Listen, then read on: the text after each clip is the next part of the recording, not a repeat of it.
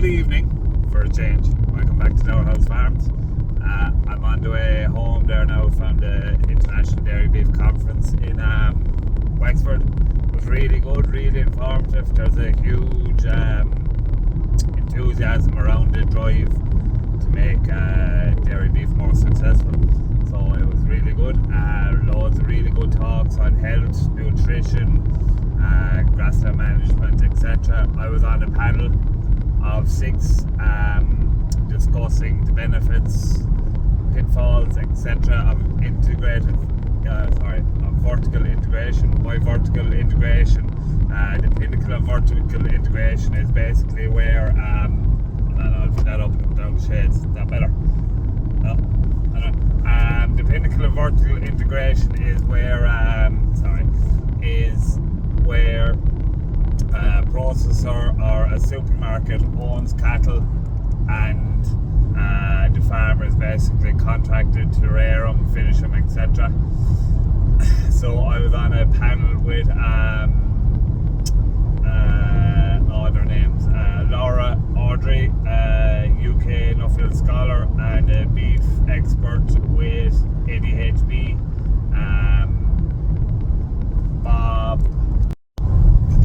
Bob Thompson is a beef expert from New Zealand. He's 50 years of experience in the beef industry over there, so his view was really valued.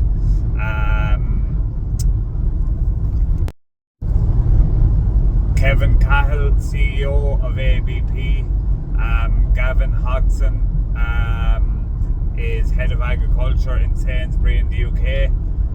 Supermarket chain in the UK. They're very much very heavily invested in vertical integration. They own a lot of cattle. And who else? Shane Fitzgerald, dairy farmer from Portlawn, Waterford. That's all. So with a great chat, got some great questions from the audience, and I'll put in a couple of clips there now. Just so you know who you're looking at, I'm on the left of the picture. Kevin Cahill, CEO of ABP, is to my left. To the right as you're looking. Then Laura Audrey of the ADHB, Shane Fitzgerald, dairy farmer,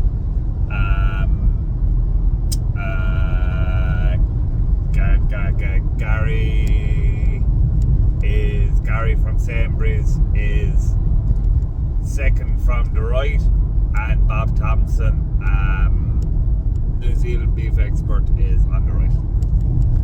Last but by no means least, the nature of your farm, your core business is tillage in East Cork, and you've added the dairy calf rearing to that business. Can you tell us a little bit about your thinking there? And I know you're also a Nuffield scholar, so perhaps you maybe blend it all together for us there in like the opening remarks. Yeah, so when I went farming home with my parents, traditionally my father and his brothers who worked together were all tillage, a full tillage operation. And I was always into livestock. I gave a stint to the jockey. I was always into animals. And I just decided that we needed there was pressure with cash flow and profitability in the tillage sector, so I decided we needed to bring in another enterprise into the business. And we got into dairy beef. I did a Nuffield scholarship last year on it. The topic was the benefits of integrated dairy beef and crop farms. We work the farm.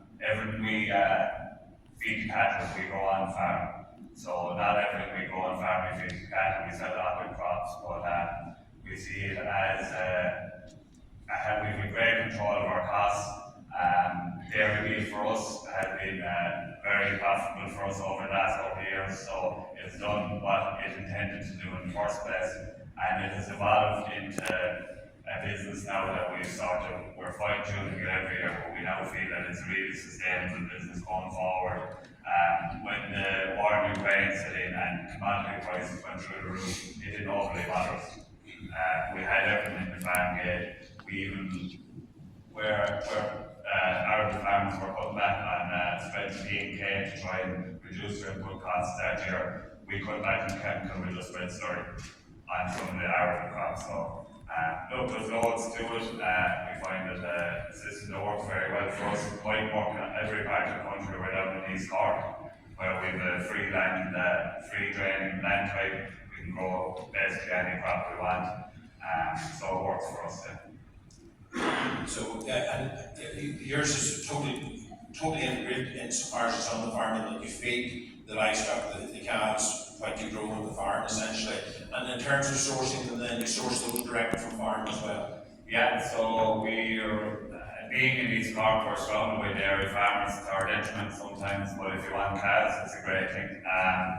We're buying all our calves off dairy farmers 3 weeks of age, or two essentials are they have to be 3 weeks old, they have to be healthy. There's too much talk about the price Frisian bulls make, we give market value for plus a little bit for good healthy calves, and we're quite happy about that. But for us, the key is that as we've been hearing all morning, we heard speakers speak about the health of calves. Everything for us is about the health of calves. We haven't got it right every year. The last couple of years has been better for us, thank God. But if we can get a good healthy calf off of a known source, that's worth any money to us. So, thanks for that. Just to make you aware, the floor is open. We're open for questions from the audience, not speeches, but questions, because we have a very in the opening remarks there that you are very integrated as it is. How would you feel about going further? How would you feel about going into, and I know you sell at the end of the cycle, you sell your bulls in 20 months or whatever stage you have them finished at, and if you like, you enter the commercial space at that stage. How would you feel about locking yourself into a longer term arrangement with Gavin Sainsbury here, for example, through ABP, that basically you do what you've been doing right the way through, maybe pull in their genetics or something to the people that you're buying their calves from, and then have a fixed arrangement then? How does that sound to you? It sounds fine if it's more profitable for me. If it's not, I have no interest. So, at the moment, beef farming in general is, we're going okay, we're not doing too bad. We have control of our own costs, we have control of our own fate, and in our setup, I like that. The type animals we're farming don't fit into any of them sort of particular schemes, and I be bull beef, and for us in our setup, that's the most profitable. There may well be a place on some farms, and there may well be a place on our farm in the future.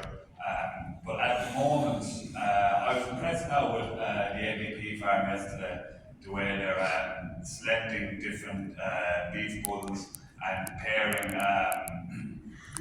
pairing dairy farmers and beef farmers so they both can get the product they want. I see that maybe as a big runner. The whole integrated chain in our type setup, unless the profitability of it is improved at the moment, it wouldn't be quite good. But it's not a flat number, so likely no, but not a flat number. Shane, I'm going to come to you with the same question from the farm point of view. You have your tried and trusted model at the minute.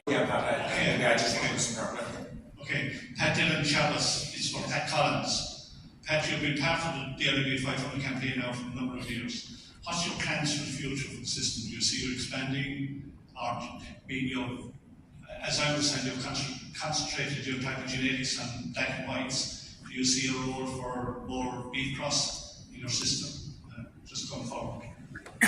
Yeah, as Laura alluded to earlier on, and I've seen it when I was on farms in the UK, that white would be, I think, a massive shortage of set semen, which is a major problem for my system. They're the kinds I like, they're the ones that are most profitable for our system. At the moment, my plan is to keep doing what we're doing. It's a rolling brief. If we must change to black and whites Angus's or Whiteheads or whatever, we will. And we then have to look at our system. They're probably not going to be profitable in a bull or as profitable in a bull beef system as they will in a steer or a heifer system. And then if that was to happen, maybe vertical supply chain might be something we'd look at. But at the moment, we're happy to keep doing what we're doing while we keep getting the products we're getting. I don't see it as a immediate problem. The farmers who are supplying us with calves, we're taking them off them every year. They know we're going to be there. Once they have a healthy calf, they know we're going to be there. We can be arguing about the price when we bought the calves off, and we haven't fell out over it yet. So at the moment, our plan is to keep going as we're going. But who knows what tomorrow brings? If we do need to change breeds or change, we're a grass-based system anyway. We're very similar to a steer system. We house a little bit earlier. We get extra carcass from less days of grass. So it's only a matter of slightly adjusting our stocking rate to allow us to leave our cattle out of grass a little bit longer. So it won't be a monumental change. And we also have a cull cow part of our business where we do finish a lot of them as well. So, but look, yeah, this is all the plan stage we're on at the moment, and we're open to change that. Thanks, good question, good answer. And then final one there. Thanks, Stephen Whelan from Southeast Technology University. In terms of the supply chain, I guess it's business that goes as far as the poultry industry and maybe even the pig industry, that's almost completely integrated at this stage. But how far do you think it can travel in beef? I'm going to start the gathering with yourself maybe in this, and then give everyone here just basically their own 30 to 60 seconds on the subject. How integrated do you foresee the beef supply chain, the dairy calf beef supply chain being 10 years from now? Well, more integrated than it is today. I think there's two ways of looking at that. Yeah, there's how far can it go, and then there's how far should it actually go. You know, and I think there's a bit of a different answer to each one. You know, if I look really top line, and I'll try and do this in these 30 seconds, you know, is that there is a huge amount of opportunity for genetic gain in the beef sector. There's a huge amount of opportunity to increase quality and consistency. There is a huge amount of opportunity to probably sell more beef through achieving quality and consistency at the right price. From a farming point of view, maximise the profits as well, of course, and because some of the dairy profits get replicated in the beef sector, that would be the ultimate dream. Pat, I think your answer to Pat earlier there sort of suggested to us that you're in it for the long haul. 10 years from now, do you see it, and you're well down the integrated road as it is, can you see it get even more integrated, or do you see just more of the same, doing what you do better, or do you see perhaps getting into a formal partnership at a meat factory level or something like that, or is that maybe the bridge too far? Look, again, as I said earlier on, if it's beneficial for the farmer, it's good. But it has to be, you're taking a level, in my opinion, you're taking a level of responsibility and control away from the farmer by entering into a fully supply chain. So that is, it wouldn't be for me. It is suitable for some farmers, but if it is more profitable for me, and if it's a model that suits my business, yeah, 100%. We're all, as farmers, we're all businessmen. We do what's best for our business, and if vertical integration is what's best for our business, yeah, 100%. I think the collaboration between the dairyman and the beefman, be it at a low scale like we're doing, just to ensure that we've healthy calves is key, and then if you want to go further down the line, selecting breeds and working together or doing whatever like that, there's huge room for work to be done there. So yeah, look, if it's good for business, well good. Look, I'm conscious we've run over a few minutes, but we've come back a decent bit of time. It's not yet 20. Right, I'm back in landed living, and in fairness now, it was with the best will in the world at heart. Dad rang me and he said he passed a group of calves, one group of calves that are by the road, and he said they badly need to be moved. The field is like a ploughed field. What are you on about? Now, like, they should have been moved yesterday, to be honest, but I wasn't at home to move them, so I couldn't. Like, there is zero damage. There's damage there now because they run down the hill to the trucks, but like, anyway, he had the best will in the world at heart. You see, some people graze tight, and like, this is an open sward, there's no multi-species, and I know I might even take it out, I'm a bit sick looking at it. But, funny enough, one of the topics from the or one of the points that came up at the Dairy Beef Conference and at Johnstown Castle yesterday was that they are finding higher growth rates on multi-species in calves at their first season of grass. Not in second season, but at their first season, the height rate gain, say, on they've three experiments, we'll call it. Perennial ryegrass sward, perennial ryegrass and white clover and multi-species.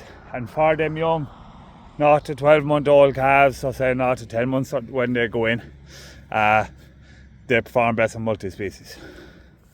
Now what part of that field is ploughed? But anyway, he shifted them, fair play. The cattle are sort of my job, so I can't be giving out when he was doing my job for me.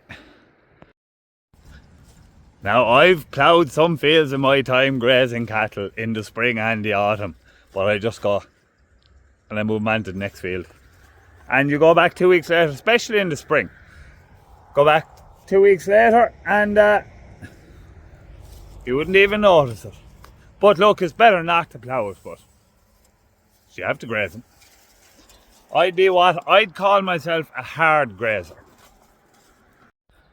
So that's it now for today's video. Not much farming now today. I hope you enjoyed a couple of clips from the Dairy Beef Conference. I must say, public speaking, it sounds bad. Someone who puts up a video on YouTube every day saying the public speaking isn't their favourite thing to do, but I'm only talking to myself here now, so it makes no difference. But yeah, I really enjoyed it there now today. I really enjoy. I enjoy that type of panel discussion type setup. I enjoyed it. It was a great honour to be on a panel with the likes of them. CEO of ABP, head of agriculture for Sainsbury's, one of the most respected men in the beef industry in New Zealand. Laura, a fellow Nuffield scholar and a beef expert with the ADHB, and a dairy farmer from Alford. So have I ever no? Don't leave out anyone. Yeah, I think that's it. So yeah, look, thanks very much to Taggist for asking me to do it, and I enjoyed it, and that's it now. Luckily enough, no ploughing done today, contrary to Dad's belief, but anyway, he had the best will at heart, and we'll see you tomorrow for more Dower House Farms, where there'll be loads of farming.